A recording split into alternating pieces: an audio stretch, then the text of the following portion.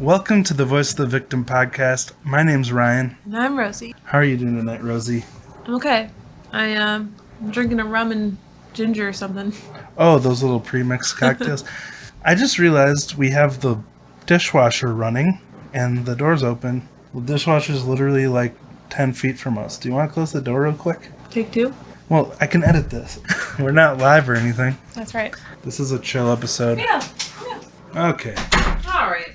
I'm drinking a girl drink myself. A watermelon White Claw. Oh, is it? It's a girl drink? I don't know. I think it's the manliest of drinks. Cool. Myself. Thank you. I don't get that very often. Anyway, obviously, well, maybe some of you haven't even noticed, but we've been gone for probably longer than we've ever been gone since we started the podcast. It's been like 3 weeks. Like solid. The longest break we've taken so far has been 1 week off. Yeah. And, yeah, we kind of want to, in this episode, give you an update on what's been going on with us and our plans for the future with this podcast. Mm-hmm. Because, honestly, we've been dealing with a lot of sickness lately. I was really sick a couple of weeks ago. And then Rosie got sick, which is almost never happens. Yeah, but it's happening. Like, there's a terrible summer flu going around. That's what my boss told me. Oh, well, that's interesting. So, like, everybody's getting hit by this super bad cold because everybody was wearing masks, and so no one has, like, is used to the germs that we're supposed to be used to in the spring. I don't know, something like that. That's really interesting. I didn't know about that. And we should say at the top here, we're doing this on video right now.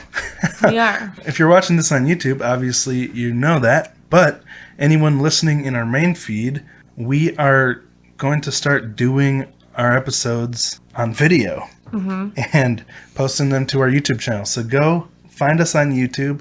It's just VoV Podcast or Voice of the Victim over there. And we also have some plans for how we're going to change up our format. Not every week.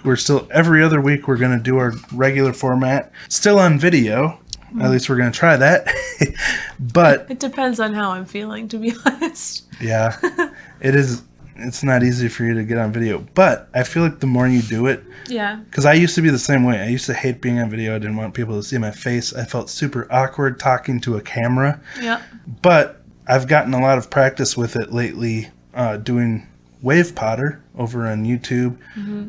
It's my music project. I do, in-depth analysis of musicians and live performances and stuff. And I just annoy him from time to time on a live stream or video. Yeah. Well, it's been really fun. I mean, you just started coming on my live streams last week, and you liked it a lot more than you thought. So that's kind of been taken off lately and become one of my jobs. I have 3 jobs at the moment. My main income has been videography. Mm-hmm. Wedding videography. Yeah, which takes up a lot of time. And also growing Wave Potter, because got to pay the bills. Obviously, this podcast is also one of my jobs, and I want to do it the best way I can. But my other jobs are taking up a lot of my time and energy, and I guess I've been a little overwhelmed lately. Mm-hmm. Just trying to balance all 3. Struggling with ADHD, trying to find a good balance, focusing on all 3 when I should be, but trying to keep them all balanced is really difficult. I know people with ADHD are probably more likely to want to be self-employed and, have a bunch of side projects, entrepreneurship and stuff like that, but also the most likely to have a hard time sticking to a schedule and focusing on one thing consistently. Because what happens during the day is I'll be focused on one thing and then I'll think, oh, I gotta get this other thing done, so I'll switch, I'll be focused on the podcast, and I'll be like, oh, I should really finish this highlight reel for videography, and I go do that, and then I'm like, oh, I need to post a video on Wave Potter, so I go do work on that, and I'm really fragmented, so I'm really trying to start to stick to a daily schedule, and, have small attainable goals scheduled for each day that I know I can attain and work toward accomplishing what I need to. What are you thinking? You're still working on it.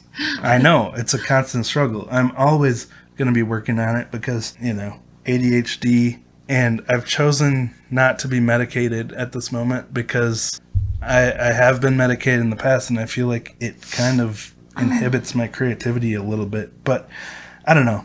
I might give it a try again soon because I've been watching a lot of videos about it, ADHD doctors talking about it, and other people who struggle with it, how medications kind of just helped them focus their strengths instead of taking them away. So I do think I want to get medicated. Oh, okay.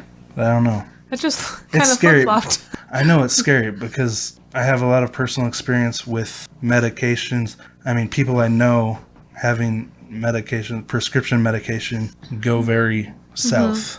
And it scares me a little bit. You know, I mean, I think a lot of people can relate to that. But especially with ADHD, you also have an addictive personality, or like more addictive personality than other people, statistically, is what I've heard. So that's a little scary. But I don't know.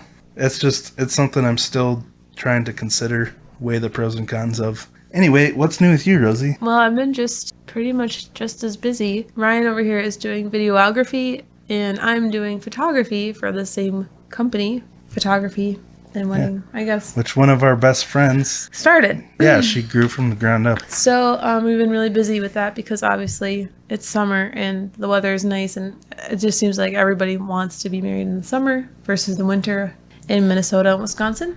Yeah. So we've been doing that a lot. And in addition to that, the pod and nannying. It has been a very busy summer. Yeah. Sorry about the levels just then. I was trying to get them set properly while Rosie was talking, and they were getting a little wonky. But I want to say, though, we've gotten some really nice support over the past few weeks. I don't know if that's because we were gone and people are trying to encourage us, or if new people are just finding us. yeah. We got some really sweet reviews that we've gotten. We haven't gotten any negative reviews in a long time. Maybe this episode will change that. Yeah. We also on that topic, we should thank our two new patrons, McKenna and Kelly. Oh, and Scarlet Ash. Scarlet Ash, yes. Thank you all so much. Scarlet Ash is also a good friend of ours, an author over on Instagram. If you're interested, go check out her stuff. But yeah, this is kind of breaking back into podcasting type of episode because honestly, the longer we go without it, the more nervous we get about coming back to it. Yeah. Wouldn't you say that? Yeah, I was just going to pull up one of the reviews that we got. I'm trying to find... Here, I can pull them up here. Okay. We got a really nice one, and then we also got a really sweet email. I won't say who it's from in case We did? she wants to be anonymous, but it says, let me pull it up really quick here. It's from a person named Rebecca. She says, Rosie, thank you so much for this episode. She's talking about episode 88. Oh, Kintsugi? She says, I love everything you said, and I appreciate your vulnerability and honesty in the episode. I'm a fellow survivor of childhood sexual abuse and rape. Though I'm 16 years in my healing journey, in those 16 years, I have never heard anyone put this into perspective like you did. I listened to episode 88 3 times in a row before I decided to email you. It is so empowering for me to hear, and I believe it all needed to be said. The comparison to Kintsugi was absolutely beautiful, and I think it has forever changed my life. I know, isn't that so sweet? It's amazing. So I was like, it really made my day. And my day that day was laying on the couch and binge watching Netflix because I felt so terrible. Yeah.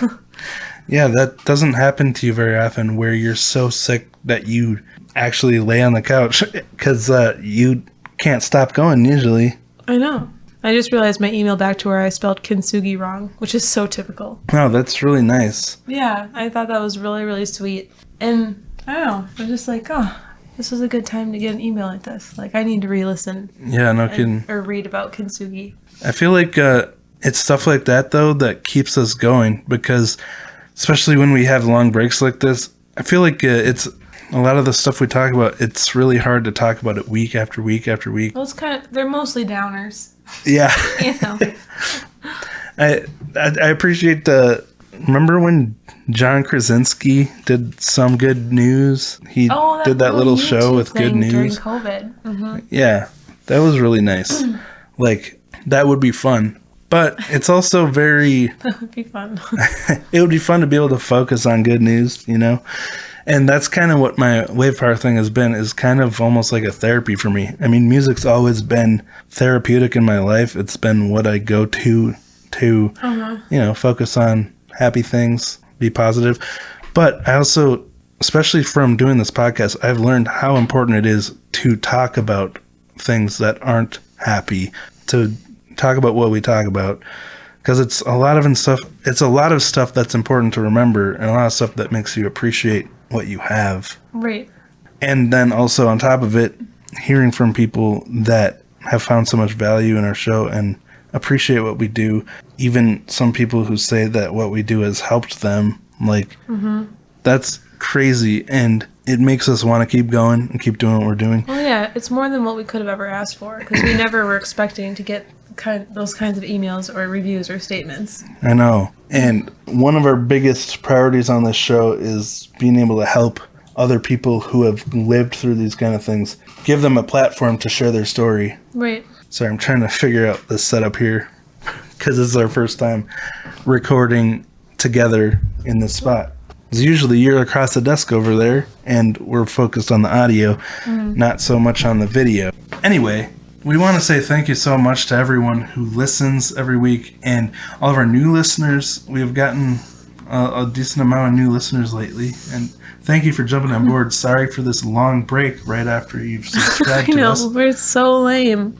But, I mean, we didn't want to hurt the quality of our show by doing it when we were sick, you know?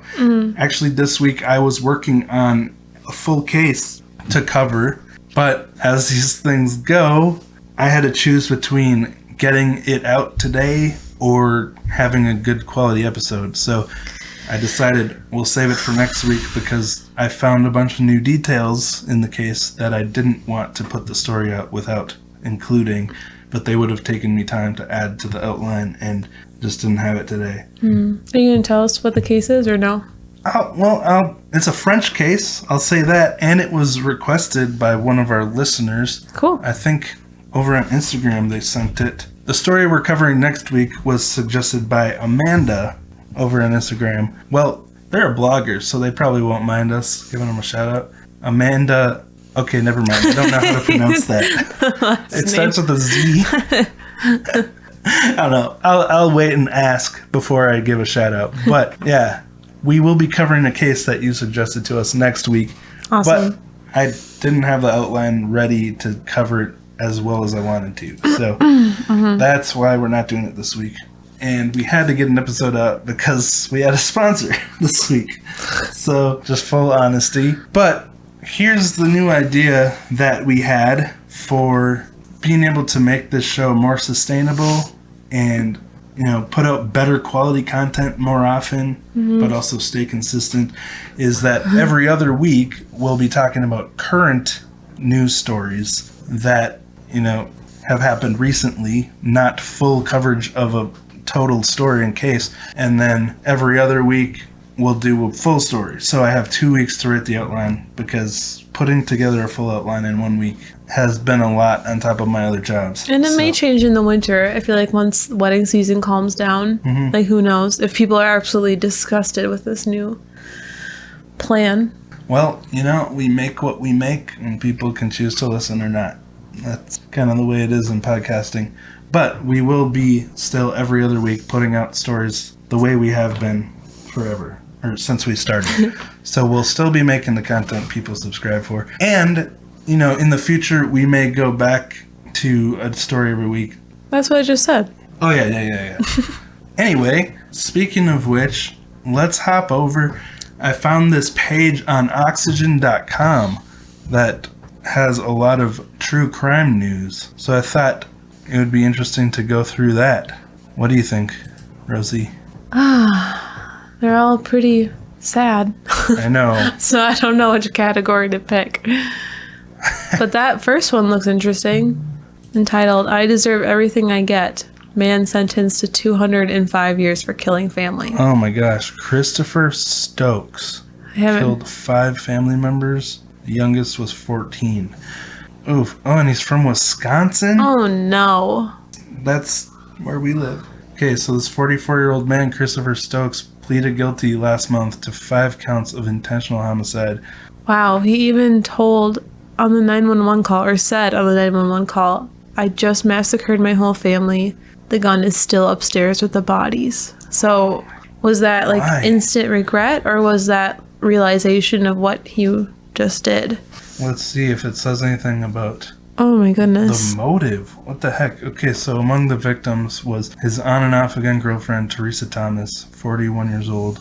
They had a son together, Demetrius Thomas, who was only 15, who was also among the victims. Her daughter, Tiara Agee, 16 years old, and then 2 friends, Lakeitha Stokes. I don't know how to say that name.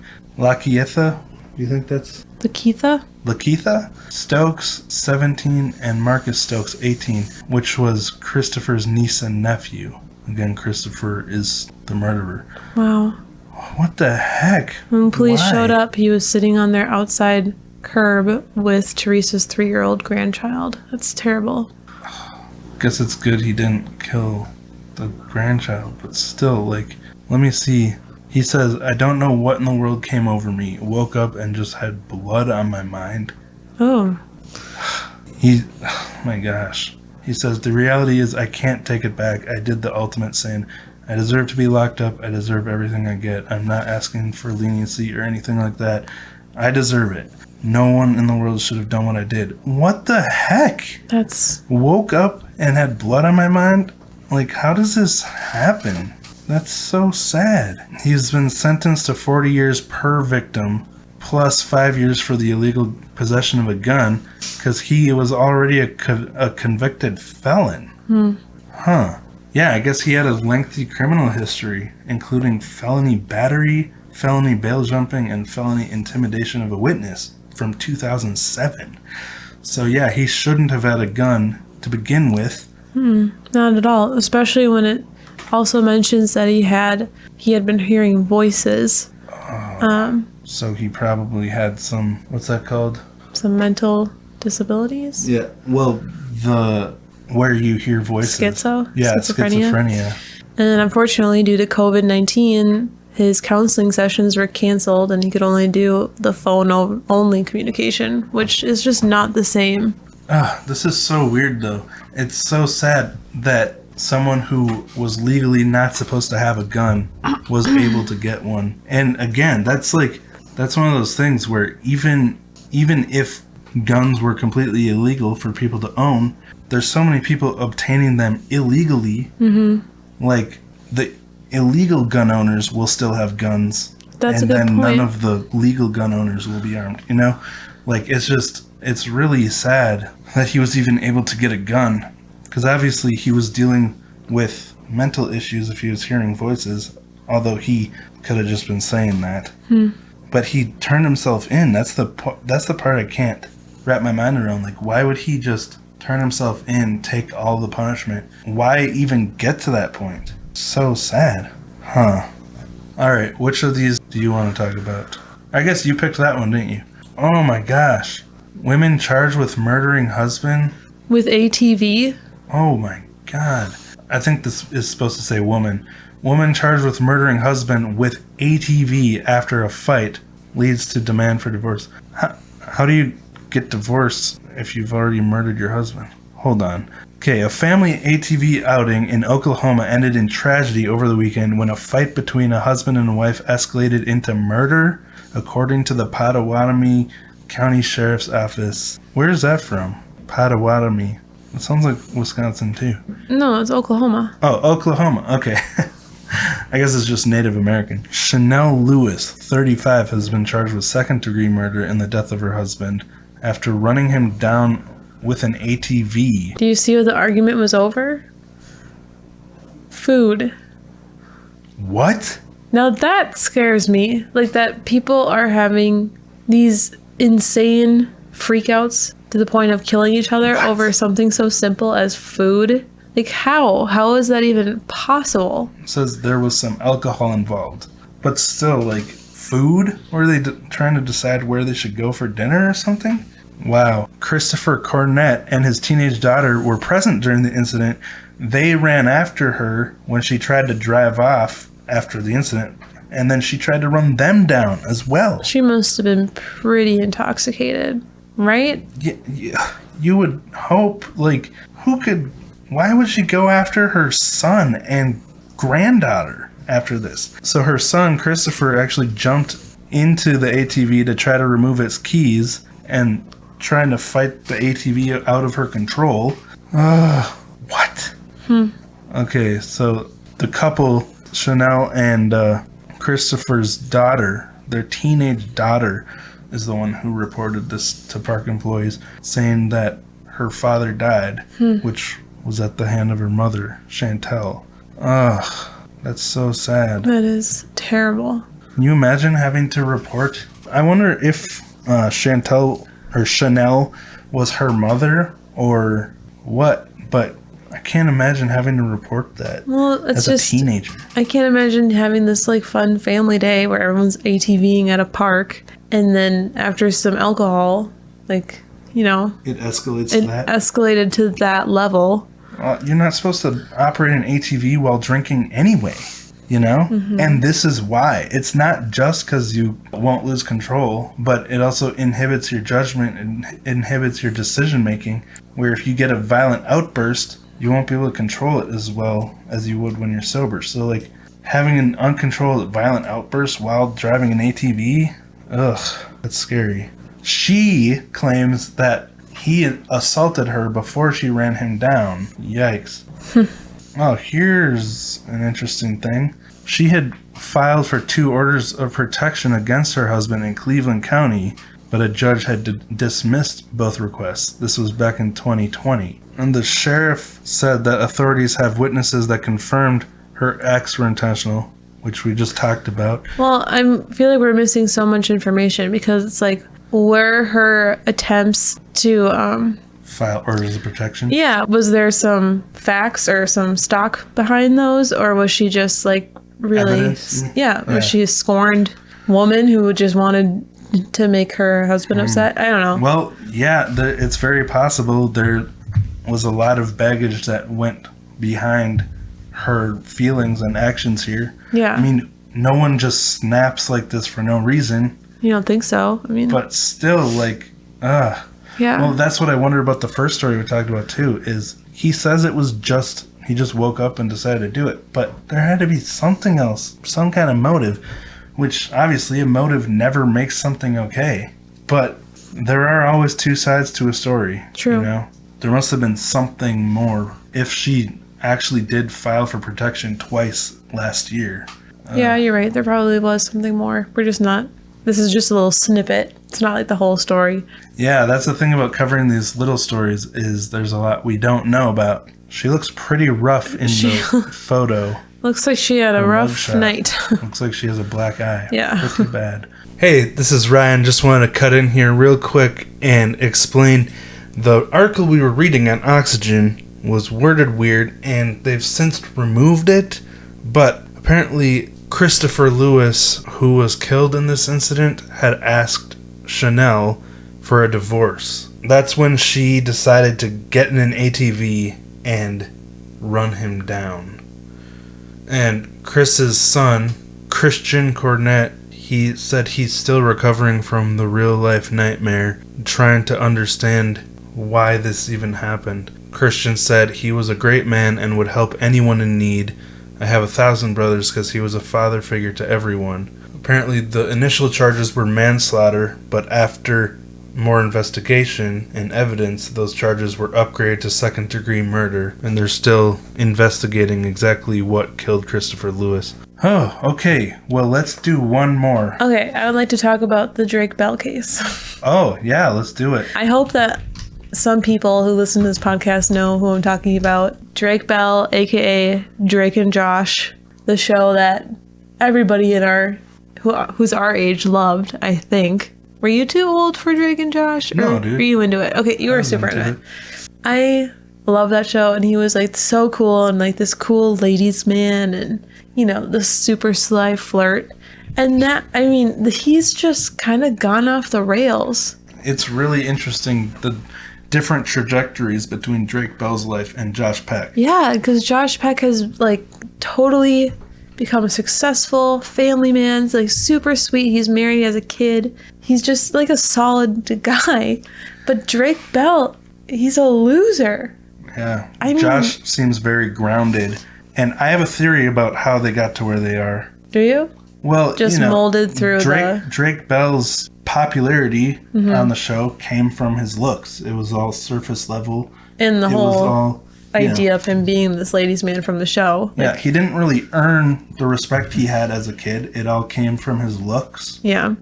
Josh Peck, on the other hand, being a large boy, I mean, I have experience with that growing up, having to work for people's approval, having to work to have people think you're cool, because you can't just do it with your looks. And, I think he worked so hard to earn the respect he got from people that kind of grounded him in reality, where when he got older, he didn't have this sense of coolness that he had when he was a kid. He didn't miss that because he never had it, I guess. But like Drake Bell was so attached to the past and to everyone thinking he was so cool. He was. Like, I've been on his Instagram for a while because his photos are so raunchy to the point of you being like why? Like, why do you need to be completely nude with a hat over your bits with a naked girl on each shoulder? Like, it's just his so Instagram much. Is very strange.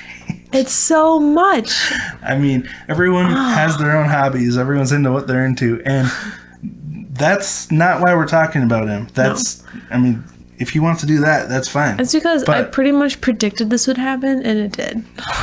Yeah, this is kind of a lot of the people that do this, that take advantage of being famous and abuse their power as a famous person. A lot of them have a very inflated ego. Yeah. And even watching the court footage from his guilty plea, he was obviously so concerned with how he looked. Yes, he was fixing his hair all the time. But if we're going too far, Ryan, will you catch everybody up and tell them why he was in court?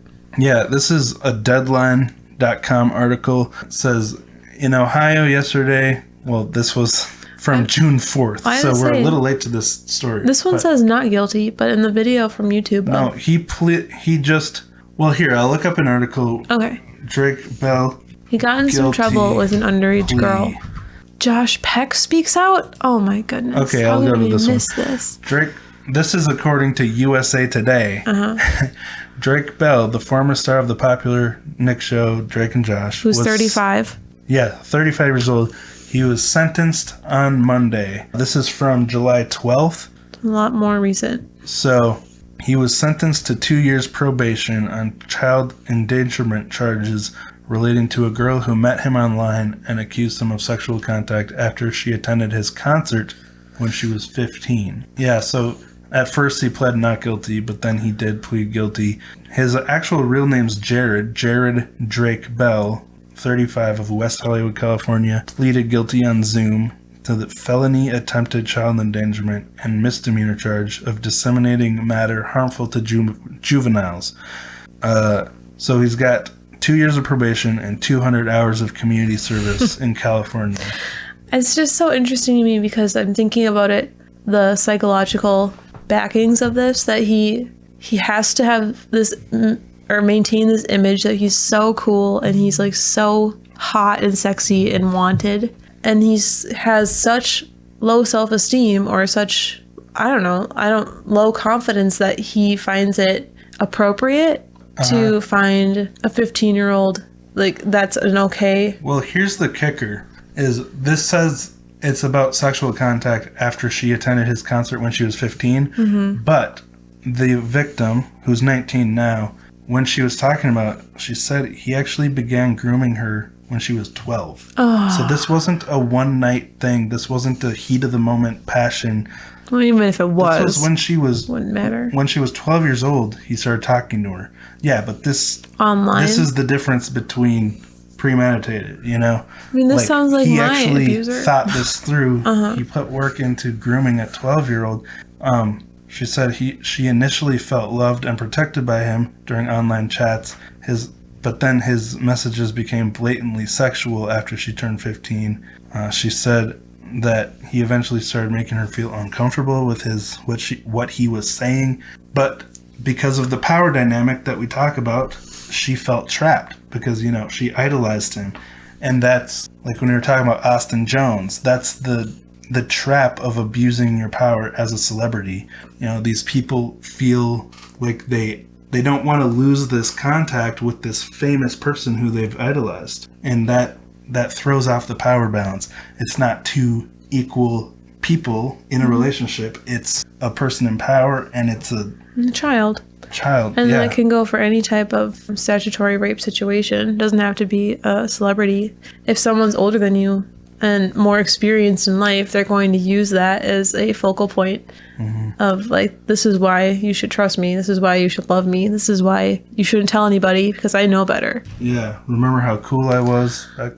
So she says, I was definitely one of his biggest fans in the past. I would have done anything for him, she says. And she actually appeared on Zoom during the court, I think probably the sentencing.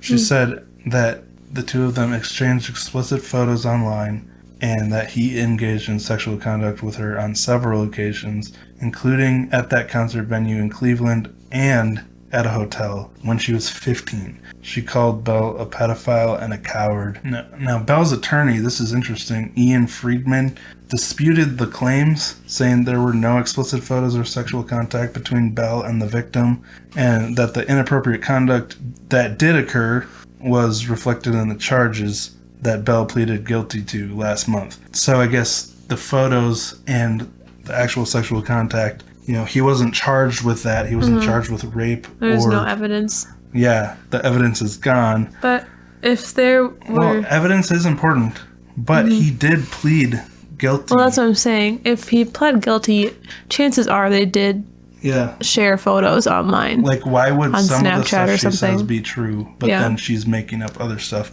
That doesn't seem like that doesn't add up. So, yeah, they must have just gotten rid of the evidence. Drake's lawyer said that the victim attended 9 of the concerts after the one in Cleveland, and the woman responded to that by holding up 3 fingers. So it sounds like she's saying she only went to 3 after that. Well, why would that matter? I don't know. Like, I guess he's trying to say, like, it must not have hurt her that bad because she came to more concerts after that. But ignoring the bigger picture, like, she's 15, she's being groomed, she's being manipulated. What do you think, as someone who can relate more to her? Well, in a normal case, I don't know why she would have any reason to lie. I mean, it's slightly difficult because he is famous, but I don't know what she would really get out of it for, like, saying these things, Yeah. And if it doesn't seem like she's after money here. If Drake Bell is confessing to some of it, then there's probably more that he's not, like, wants to save a little grace or something. So I'd venture to say that what she's saying is true. Sharing pictures, inappropriate photos would be, like, so easy to do. I don't know why Drake would be like, oh no, please, let's not do that in the heat of the moment. So yeah, I venture to say there was. This is interesting. Bell's actually been married for 3 years. He has? And has a son. He has not discussed or shown that on Instagram at all. Huh. Yeah, he looks very thirsty on Instagram. That's very strange. He's never posted a picture of his kid. That's so sad. Well, I understand. We're talking about Drake, not Josh. Yeah. It says Bell, days after pleading guilty in June, Bell confirmed he has a son and has been married for almost 3 years. That's weird. This article used Josh Peck as clickbait, but I don't see anything about him. I know. I wanted to see what he said too. Now I gotta check. Mainstream media. Yeah. But anyway. I gotta let Burrito in so you can say hi. Yeah. He's meowing. Sorry. Meowing for us. Burrito's here, as you can hear. Oh. Hey, buddy. Here's the boy. Now, if you weren't planning on listening to this or watching this on YouTube, now is probably the time to... to leave? No, to come check it out. Oh. The YouTube video, because you can't see Burrito in the podcast form. But anyway, I guess I'll do a search quick in this article to see if anything else about Josh Peck is here. Burrito. Okay, Josh Peck, his Drake and Josh co-star, responded to Bell's sentencing while speaking to Variety at the premiere of Turner and Hooch Thursday. He said, "It's upsetting and it's an unfortunate situation. It's disappointing." Oh, wow. Thanks for doing that, buddy. So literally, they titled this whole article with Josh Peck, and there was one sentence of like barely a comment. But anyway, just so typical mainstream reporting. But whatever. At least we got information out of the article, so I guess I can't complain. Well, that was an interesting choice for the third story. Just came to me. You yell at burrito, and then you clunk your phone. Oh, sorry. It's all right. That's what editing's for. Anyway, do you have any final thoughts on those 3 stories we talked about?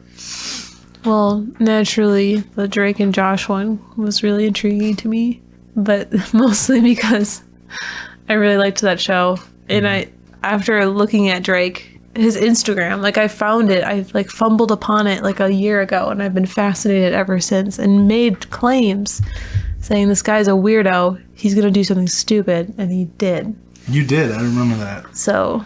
Which I was like, well, don't find people guilty until they do something. And but yeah, I guess you were right. Burrito. Like I'm trying to grab him one more time, but he's not. You like clawed your laptop. I know. Okay. Well, anyway, very interesting. Well, I think that's where we'll start wrapping it up. Again, this is our first time doing video when we're not like interviewing someone, so it's a little weird. It's a little uncomfortable, I think. It was a little bumpy. You really leaned into it, though. I did? Yeah, I think you did well for being on video. Well, thank you. Like, you're really starting to get comfortable with it and not be, like, super worried about your appearance. Starting to blossom. Really appreciate. It's all that working out. Yeah, you do put a lot of work in that. But I think that's, it's definitely a learned thing. Just getting comfortable with, I am what I am. I'm on camera. That's why I wear a hat, so I don't have to worry about my hair. I would like to disclose that I'm not greasy. I just washed my face and put lotion on. So that's why I'm so shiny. That's why in like news studios and stuff, they do like the powder. Yeah. I just realized I'm like glow, really shiny. Do you have anything else? How should we wrap this up? I don't know. I have no idea. I don't know how to wrap this up right now when we're on video. How do we usually end? Read a review? Oh, yeah, we already did that. Well, you read an email, not a review. Check out our Patreon page if you would like. We really need to put another episode out ASAP. Thank you so much to all of our patrons. We really do appreciate you, especially since we've been terrible about putting out premium episodes lately.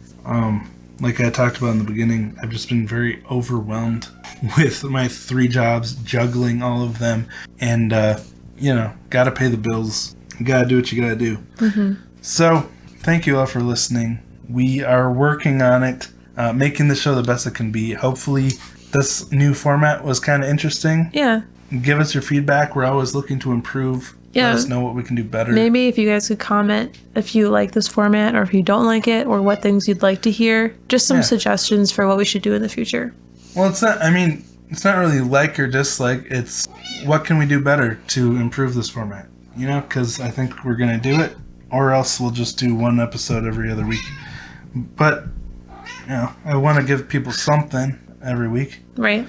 And after I get done editing this, it'll flow a lot smoother than That's true. the actual recording process. Yeah. Right now we're at 51 minutes and 23 seconds, but I'm curious what the timestamp will be in the actual finished product.